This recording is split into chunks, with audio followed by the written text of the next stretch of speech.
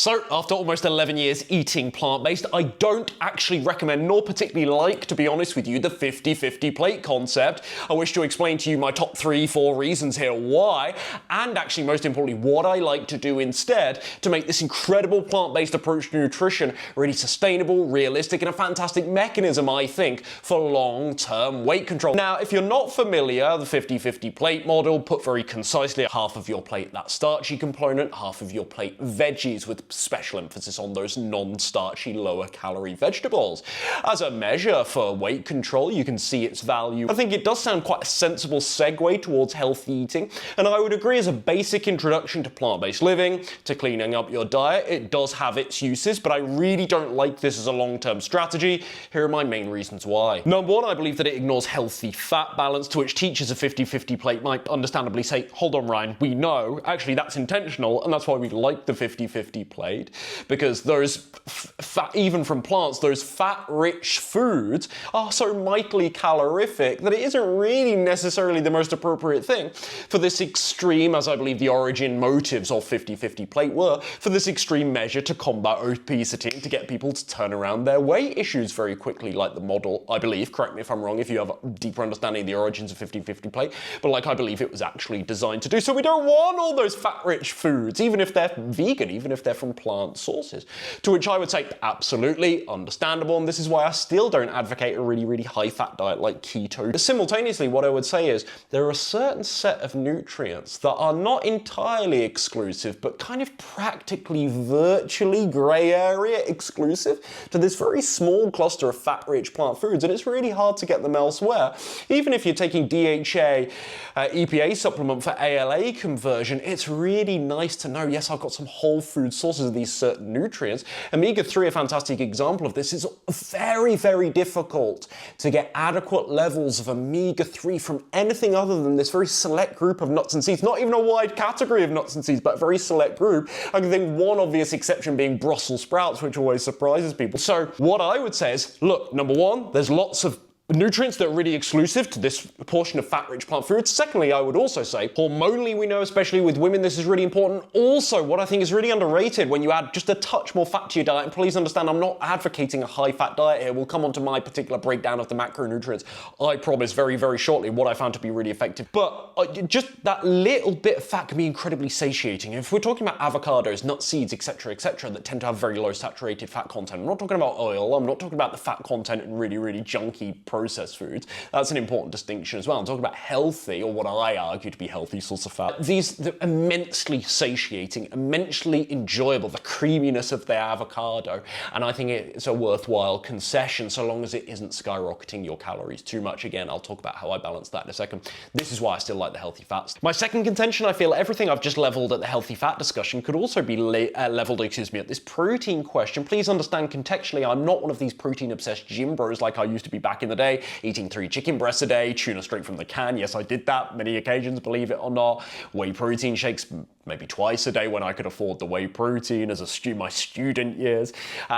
Eggs often for breakfast as well. And so, yeah, I was really under the protein spell, let's say. And I'm constantly, if you're a long-term subscriber, you know I'm constantly in these videos criticizing what I believe to be the overemphasis of protein in today's modern nutrition world. That is an important context here, because I'm not just going to come on and go protein like some cliched little robot. Simultaneously, I think the guidelines that I set out in my recent video on protein for what is the healthy, sensible range for most people of protein intake, I think you're way under even the bottom marker following the 50-50 plate. Now, of course, it depends what you eat, and it depends what you eat, how much you eat, on the 50-50 plate, because if you eat enough of anything, that protein score is going to go up and up. For example, if you eat lots of oats, it's actually quite a surprising amount of protein in oats. It's one of the most protein-rich of the whole grain category. So your protein will just stack up over the course of the day, but I still think you're going to fall short in most cases, unless you wildly overeat from a calorie perspective, and that brings you all kinds of other problems, which we're going to come on to very shortly as well. But you're not even going to get to that bottom range all that easily. Again, there's then a question and a degree of subjectivity and lots of arguing and discourse online, interesting discussion online about what a healthy level of protein is. Frankly, I don't think the 50-50 plate gets you there all that easily. Number 4, the portion advice is really, really vague. You have this go back for seconds rule, but maybe start with the non-starchy veg. Again, that actually strikes me as quite good advice. This is why the 50-50 plate is not my first target for nutrition criticisms across the diet spectrum, because there are kind of fundamentals and sensible bits of advice here that I do agree, and once again, I think this can be a nice segue into healthier eating long term. But yeah, the portions are really, really vague, and again, most people approaching the 50-50 plate as a weight loss measure, this is going to be really, really crucial. Not just go back for seconds, not just eat half the plate starch, half the plate veggies, because how large is this plate in question? And again, are we accounting for the different caloric density of our starchy components? There is a different calorie density, of course, between, as you likely know, between brown rice, quite stark difference actually, and white or sweet potato, which is much lower in caloric density. And so not everything is equalized. This can create huge calorie fluctuations every single day. There might be some days you end in that calorie deficit and promote a little bit of fat loss. There might be other periods of time where you're at calorie maintenance or over, but the problem is you don't have any continuity. And then when you look at the scale each week to feedback as to how effective your plan was the previous week, even if your weight has dropped, you don't know which days worked, which meals worked, which portions were appropriate and not. You don't even know how much you are eating.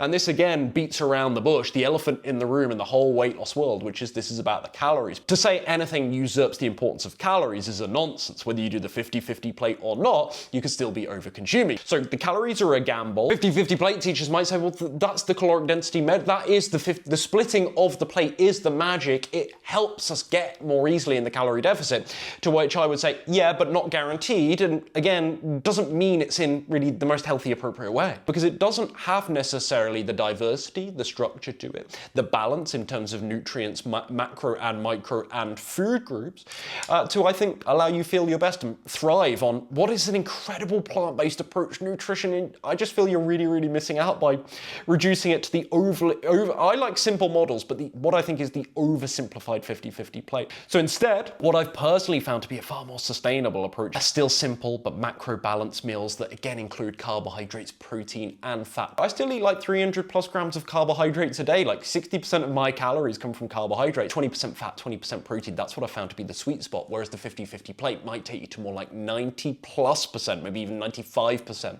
from those carbohydrates. And I just think you're maybe missing important nutrients that would actually do you much better if you had those things. So this is where I use the avocado, the nuts and seeds, and treat them as this is the mentality I have. I do measure them, but treat them as a garnish, like a little supplement to the meals. And this way, you know you're not adding loads of calories from these really calorific fat routes. Again, that's the sweet spot. I'm not talking about a high fat diet, I'm just talking about using it as a little garnish. 20% of calories from fat, still a relatively low fat diet by, again, most nutrition research definitions. The second thing that's really changed my life, and it is not aligned remotely with the 50-50 plate, is 90% whole foods policy. When I say 10% wiggle room, I don't mean, although I like an almond croissant every now and again, I don't mean a bunch of junk food. I mean healthier but technically processed foods that I still consider to be healthy, but they technically are, they're not whole foods. Like a good quality minimal ingredient rye sourdough bread. A high fiber cereal that still has a low calorie density, like a really clean, bran flake. Some of those shredded wheat-esque products, Weetabix, if you're in the UK. Again, some of these things have like a couple of added nasties, we could say, but in the grand scheme of things, like 98% of what they're made out of. Really high-quality whole foods that maybe have gone through 1 or 2 stages of processing. We like this. Plant yogurts I really like as well. Whole wheat pasta. So I still have this bit of wiggle room for processed but still healthy foods.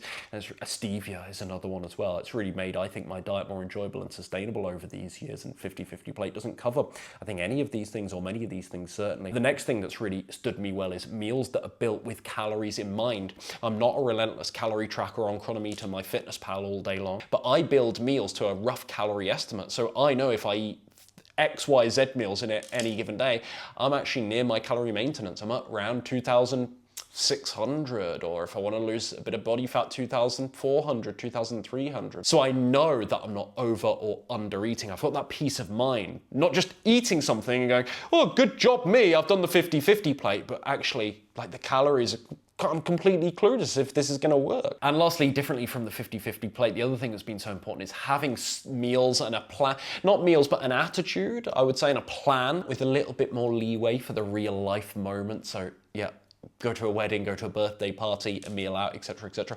So I can just flex a little bit with real life. I always say, like, how sustainable is your diet really if it only works when you can cook every meal in the perfect environment at home?